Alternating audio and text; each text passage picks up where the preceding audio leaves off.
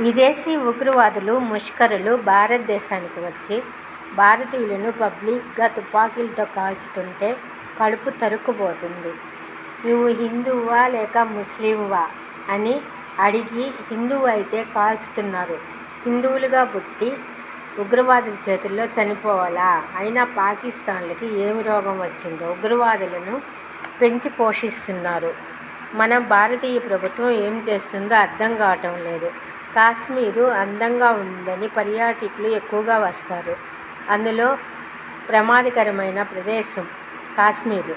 ఉగ్రవాదులు ఎక్కువగా వచ్చే ప్రదేశం.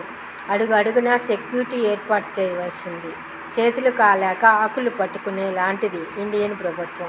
ఇప్పుడు కూడా విదేశీ ఉగ్రవాదులు ఇండియాకు వచ్చి నష్టం చేస్తున్నారు. ఉగ్రవాద సమస్యలను అరికట్టలేకపోతున్నారు.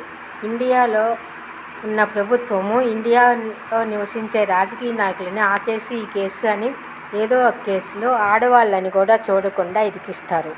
ఇంకా ఉగ్రవాద సమస్యలను ఏమి అరికడతారు? అమెరికాలో కూడా ఎక్కువగా భారతీయుల వాళ్ళనే కాల్చి చంపుతారు. ఎందుకనో మన భారతీయులంటే అంత ఇది.